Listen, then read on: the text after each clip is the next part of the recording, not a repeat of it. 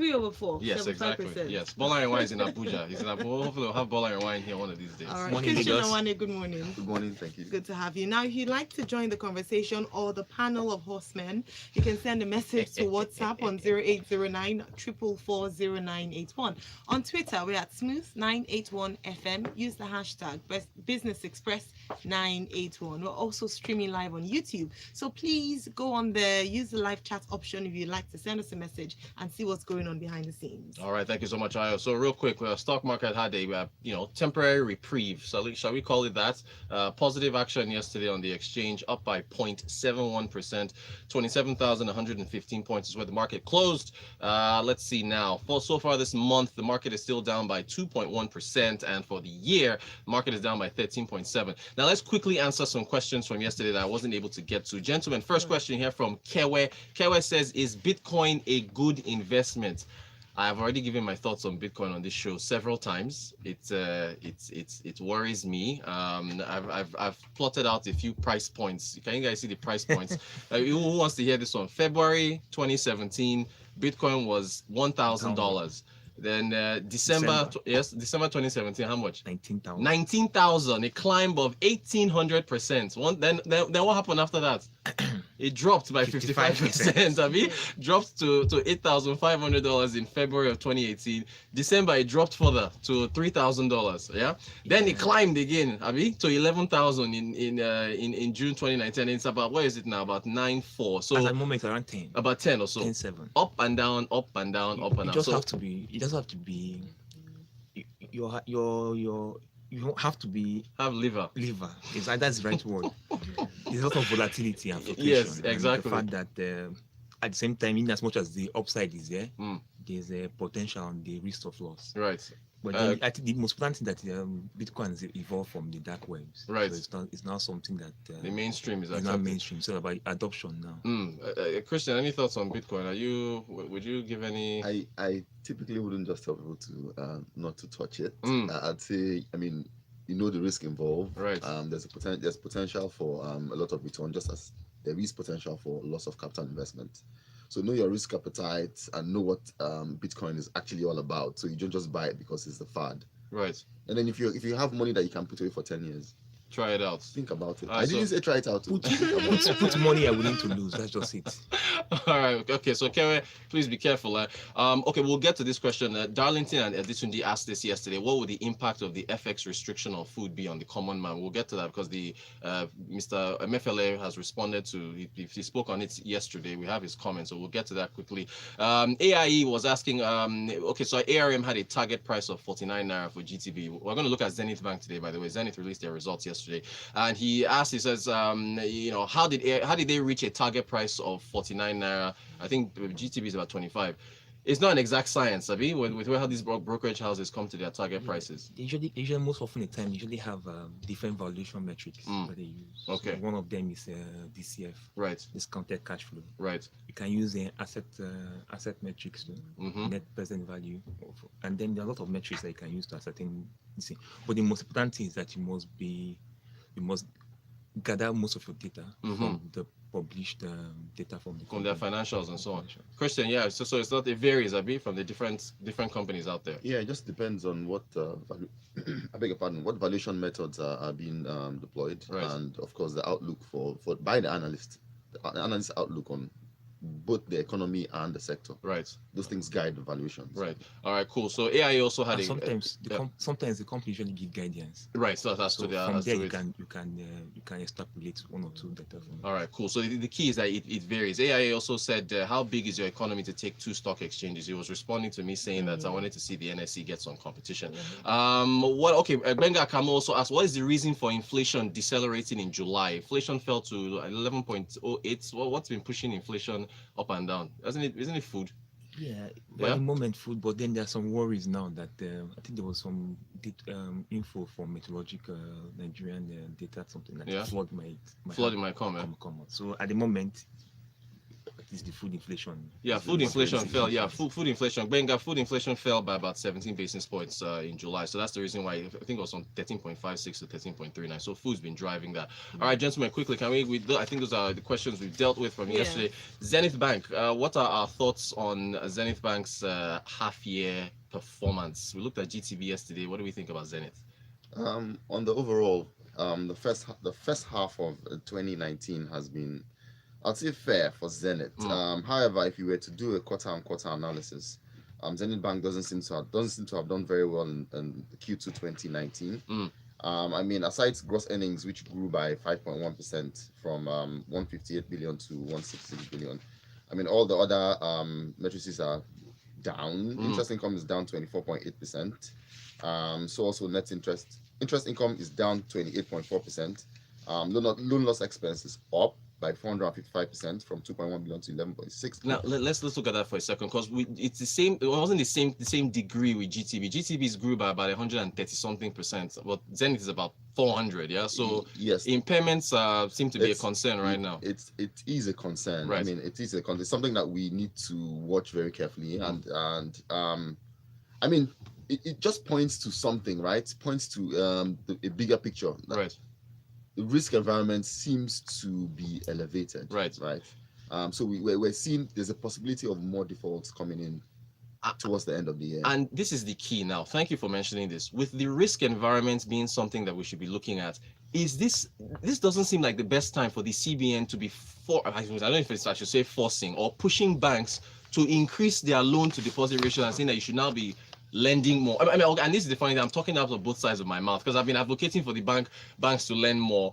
But I mean, if you're talking about increased defaults, is this the best time for the CBN to be pushing this now when banks are reporting higher, impairment charges? So first of all, I'd like to speak to the reason why the CBN is doing that. Okay. Right? Typically, these banks have been, just take depositors' funds, buy government assets, government debt, right, and sit pretty on it. Right. That's By the way, Zenith did about 300% or something like that. Exactly. In T-bills, so exactly. They did very well. But that's not why they're there. I mean, right. Commercial banks are not there to buy government debt and sit on it. Right. You're supposed to take depositors' money, create assets, and then you lend. Actually, right. Yeah. Right.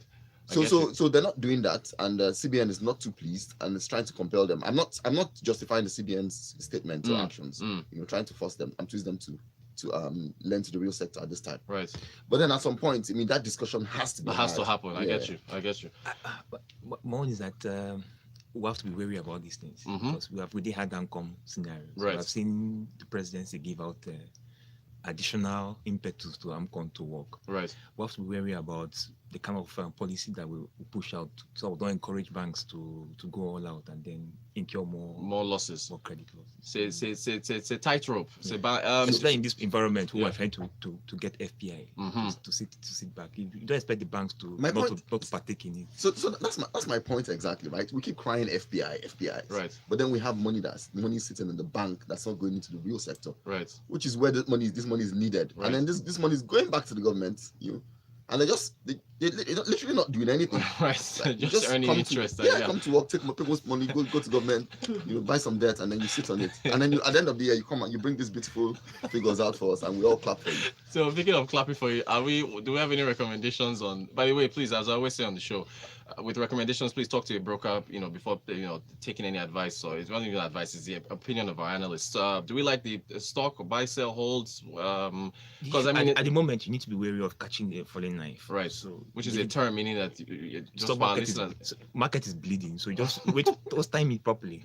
So that's it. You are being cautious, Christian. What do you think? I'd say for someone who has a long-term view to the markets, you want to be invested in the market for long term, then this might be a good time for you to pick up some stocks. Right. Really cheap valuations. Even if you pick, you can still catch. You can be averaging out. The Naira, what do they call that thing? Naira cost averaging, where you buy in bits and pieces. Yeah. So exactly.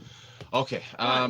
So we have some comments. Mika says, bros, which money can one put away for 10 years?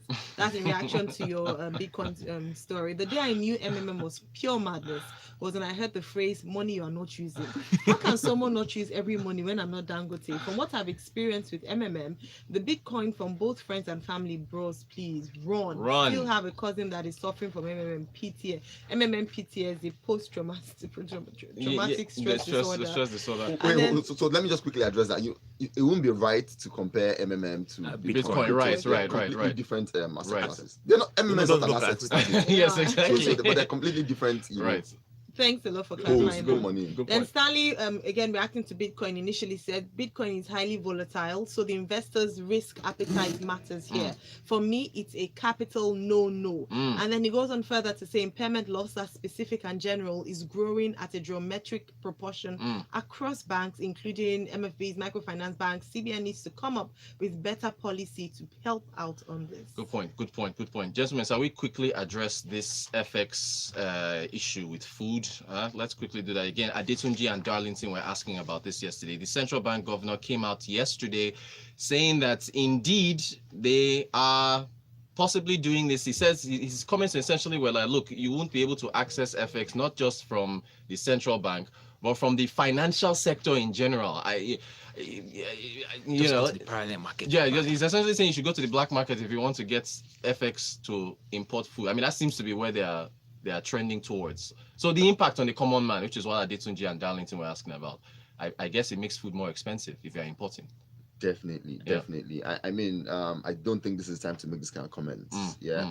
First of all, you say that you want to restrict access to FX for foodstuff that Nigeria can produce, right? So it's not about producing, it's about the capacity. Can we meet the demand local? Can we meet local demand? Right. We cannot. For many of these things, we still have to substitute by importing. So if you're going to ban, what alternatives are you putting in place to make sure a cup of Gary doesn't go to 100, 8,000, what do you call it? It doesn't do a Bitcoin jump. Yes, goes from 400 or 500 to 1,000 naira. Then Christian doesn't have anything to eat. Right. I want to believe that because there were times where the likes of PZ, Wamco and Co, they were invited by CBN to have discussions. I'm guessing that the whole discussion pertained to how do we increase capacity locally. So I'm guessing that maybe over a period of time, we should see like the cement sector. Can I ask you guys something? Now, I just want to try and put two and two together here. First of all, the CBN comes out and says we might be restricting FX on milk. Then they come out, President comes out, and CBN says, okay, we might be restricting FX on food. Then the CBN now, it's not the CBN, the presidency sends a query to the Mr. Fowler, the FIRS head, about revenue. They are saying, oh God, you didn't bring in enough revenue. If you step back and look at the big picture, is there an issue with money? Are we looking at a crunch somewhere where they are scrambling around trying to shut down access to FX because they're trying to manage something? Is there? I'm just speculating here, but if you just put all these things together, what does it smell like? What's going on? I'm just throwing it out there. I'm not saying anything, no, but I'm just putting all this. What do you think? One would want to expect that the times have changed. Okay. Times have changed. One is being overly diplomatic. Yes, he is being diplomatic. No, times have changed. Our income source has reduced, and again the dynamics have changed. The oil receipt has dropped, and then we're not getting more from non-oil receipts. One would want to be speculating about recession, but with this our managed economy we have, you might end up seeing maybe a lower growth rate than expected. Probably sort of seeing the 2 point something. Very professional answer from one. Christian, what do you think? Are we broke?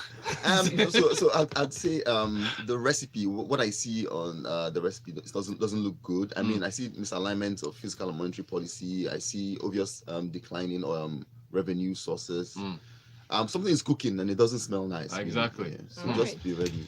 Okay, well, something's cooking online, and this one smells nice. But Francis on Twitter says, could the International Financial Reporting Standards IFRS 9 implementation be the reason for the increase in impairment by banks? Ayo also shares this. That is a point, though. IFRS 9 requires that you pass through these things through your income statement. Yes. So that actually has a good point. It could be. Yeah, but it means that these things have been there before. Just that they haven't been reported.